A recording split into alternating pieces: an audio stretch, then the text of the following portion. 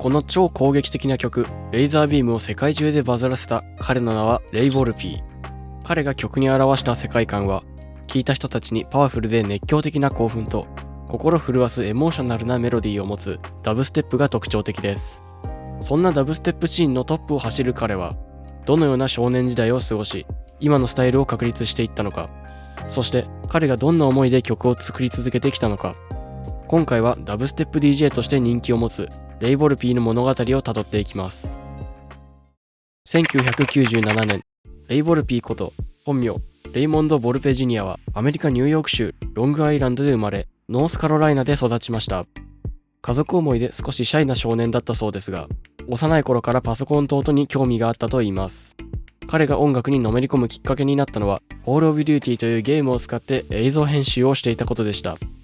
その映像の中で流れていたのが EDM やダブステップ。激しいベース音やリズムに心を奪われ、自分もこんな音を作ってみたいと思ったのが全ての始まりだったそうです。最初は FL スタジオという音楽ソフトで遊ぶように曲を作っていたレイ。試行錯誤の中で少しずつ音の構成やリズムの作り方を学び、後にエイブルトンライブへと移行していきます。彼の音楽は最初からルールにとらわれない自由さがありました。レイが影響を受けたアーティストとして名前を挙げるのが、スクリレックス、ゾンビ、ドクター P、ビッグチョコレートといったベースミュージックの先駆者たちです。どのアーティストにも共通していたのは、音で感情を動かす力でした。レイもそのエネルギーに魅了され、自分の音で人を笑顔にしたいと思うようになります。2013年頃にはサウンドクラウドに自作曲を投稿し始めました。当時はまだ高校生でしたが、すでに独自の世界観を持ち、リスナーの心をつかみ始めていました。17歳になる頃にはツアーへの参加も決まり、少しずつその名前が広まっていきました。この頃の経験が後にレーザービームのようなビッグヒットを生み出すための確かな土台になったと言えるでしょう。レイ・ボルピーはどんな音を作るかよりもどんな気持ちを伝えたいかを大切にしてきたため、彼にとって音楽は感情表現の手段でした。だからこそ彼の曲にはどこか人間らしさが感じられるのです。彼が多くの名声を得るまでには複数の成功へ導くポイントがあり、それぞれがうまく機能したことで彼自身がそのチャンスをつかみ取ったことが挙げられます。ここではレイ・ボルピーが一気にブレイクした瞬間、そしてその背景にある戦略と波を一緒に見ていきましょう。レイ・ボルピーのキャリアにおいてまさにターニングポイントとなったのがレイザービームという曲です。実際に彼自身もこの曲が変えたと語っており、彼は記事でこう話しています。僕の人生あらゆる面が変わりました。これまで開けることのできなかった多くの扉を開いてくれたのです。レイザービームが出たことでステージ、観客、世界規模での話題性といった全てが一気に動き始め、彼の人生が大きく変わり始めたのです。楽曲制作でレイはこの曲についてライブでレーザーが空を切る瞬間を想像していたと明かしています。彼曰く、単純に重い音を出せばいいという考えではなく、テンポや構成、体験としてどう観客に印象に残るかまで考えていたそうです。これがフェスで場の空気が跳ねる、観客が一斉に反応する瞬間を生み出したのです。さらにこの曲のヒットは単なる一曲の成功では終わりませんでした。彼はその後も一貫して次の作品、次のライブにつなげる種をまいていました。例えば2024年の記事では、レイザービームのヒットを受け、次はこの曲だと予感めいた感覚があったとも話しています。レイザービームのような曲がバズる背景には SNS による拡散やコンテンツを文化として定着させるミーム文化の影響も大きくあります。レイ・ボルピー自身、ソーシャルメディアは間違いなくキャリアを変えたと語っています。例えば曲の一部が TikTok で使われた、リスナーが自分の動画に曲を載せた、ライブ映像が SNS で拡散されたなど、そんな瞬間がミーム化を加速させるのです。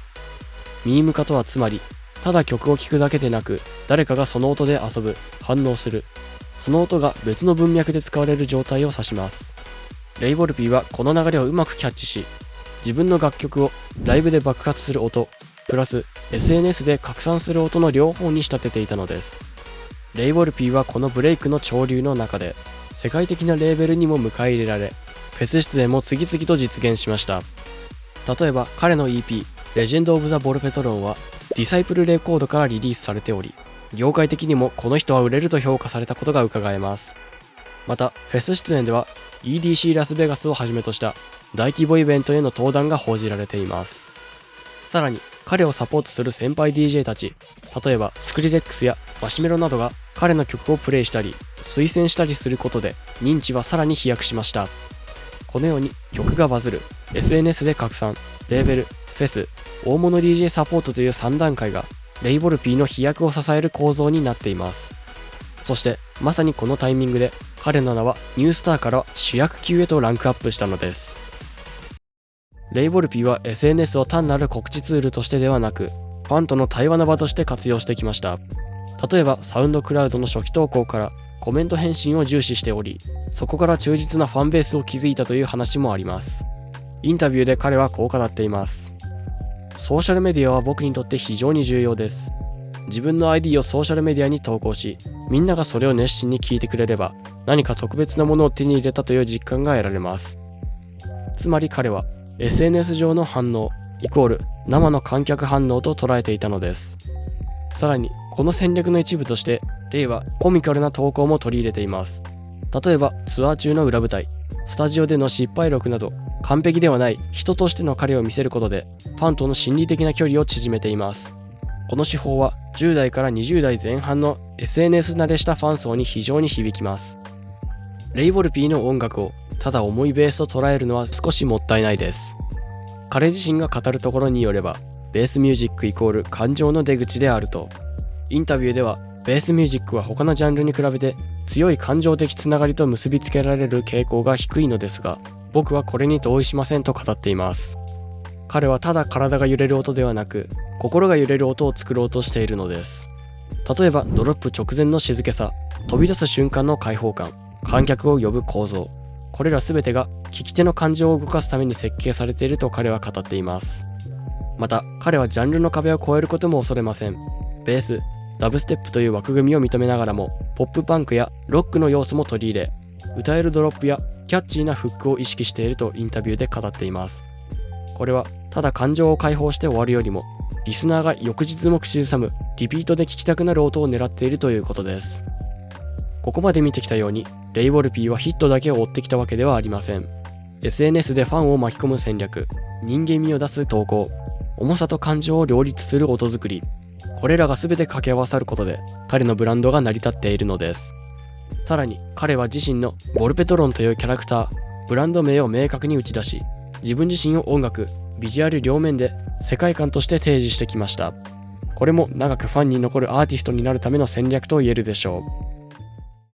う。レイボル P は実は誰もが憧れるフェスの大ステージに立つまでにかなりの下積みと迷いを抱えていました。ここからは表舞台では語られない彼にとって決して避けて通れなかった苦しみと再起の物語に迫ります。キャリア的に辛かった時期について彼はこう語っています。2019年は私のキャリアにとって最低の年でしたし、その後すぐに精神的な健康も悪化しました。2019年頃、キャリア的にも精神的にもこのままでは前に進めないと感じる時期があったのです。初期からサウンドクラウドでアップを続け、17歳でツアーに同行するなど早めの挑戦をしていたレイですが、それでも自分の音が世界に届く真の機会がなかなか来なかったという現実がありました。彼はそんな時期をこう振り返っています。みんながこのプロジェクトに反対しているように感じて、レイボル P の下では絶対に成功できないと思いました。本当に辛かったです。レイボル P という名前、自分自身を体現したこの名義が彼にとっては本当の自分であると同時に重荷でもあったのでしょう。そして音楽制作の面でも模索が続きました。重めのダブステップ、メロディックベース、ベースハウスとジャンルを往来する中で自分は何をやりたいのか、自分らしさとは何かを問い続けたのです。彼が人生を変える一曲、レーザービームを作るまで、そこには何度も試行錯誤を繰り返し考え抜いた背景がありました。彼はライブで爆発する音、瞬間的に体が反応する音という発想で制作を進めていました。レーザービームの曲構造について彼は、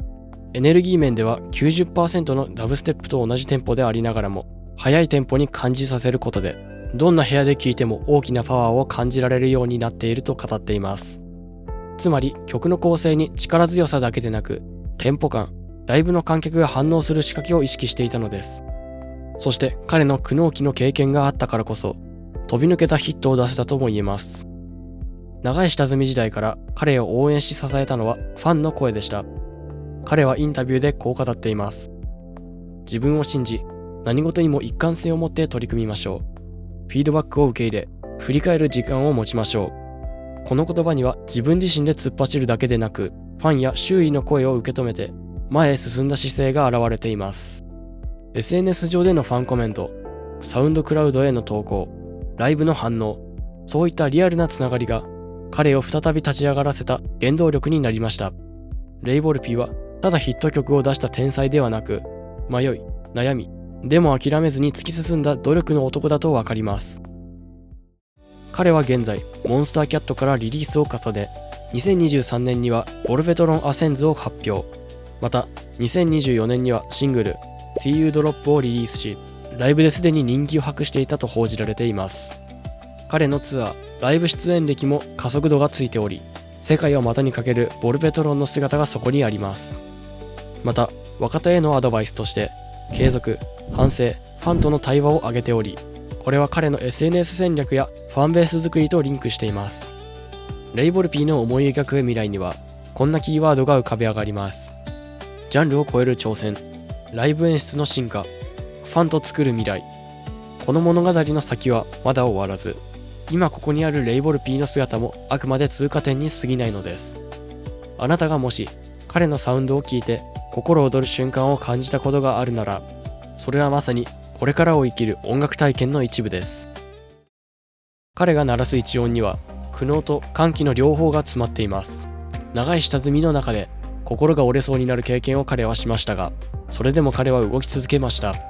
そして生まれたのがレーザービーム。それはただのヒット曲ではなく、レイ・ボルピーという人間の復活ののろしだったのです。彼の音楽を聴くと湧き上がる熱量に共鳴し、胸の高鳴りを感じます。だからこそ彼のサウンドは世界中のフェスで響き続けています。歩み続ける道の先に未来はあるのかと迷った時、彼自身がそれを体現したということを思い出してみてください。あなたが停滞期にいると感じた時、彼の持つ音楽はその状況を打ち破る爆発的エネルギーになるでしょう。